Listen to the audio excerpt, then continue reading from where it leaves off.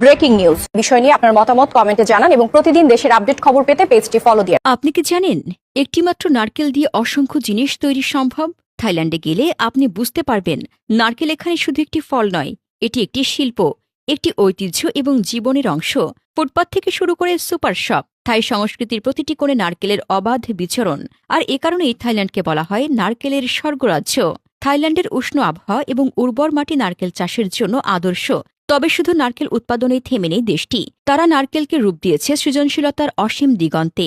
ফলটির প্রতিটি অংশই যেন কোনো না কোনোভাবে ব্যবহৃত হয়। নারকেলের পানি, দুধ, তেল, শুকনো চিপস, এমনকি নারকেলের খোসা কিছুই ফেলা যায় না এখানে। নারকেল মূলত দুটি রূপে পাওয়া যায়: কাঁচা বা সবুজ নারকেল, যা ডাব নামে পরিচিত, এবং শুকনো বা পাকা নারকেল।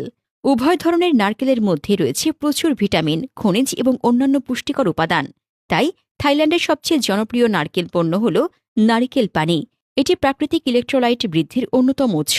যারা স্বাস্থ্য সচেতন তাদের জন্য নারকেল পানি এক অনন্য পানীয়। নারকেলের পানিতে প্রচুর পটাশিয়াম, সোডিয়াম, ক্যালসিয়াম এবং ম্যাগনেসিয়াম রয়েছে। নারকেলের পানি শরীরের জলীয় ভারসাম্য ঠিক রাখতে সহায়ক এবং ডিহাইড্রেশন রোধ করতে সাহায্য করে। তাই সারা বিশ্বেই এর চাহিদা আকাশচুম্বী। আর থাইল্যান্ডের নারকেল পানির স্বাদ আর বিশুদ্ধতার জন্য আলাদাভাবে বিখ্যাত। নারকেলের শাঁস থেকে তৈরি হয় সুগন্ধি আর নারকেল দুধ। থাই খাবারে নারকেল দুধের তুলনা নেই। কারি থেকে শুরু করে ডেজার্ট, প্রতিটি পদে এই দুধানি অতুলনীয় স্বাদ।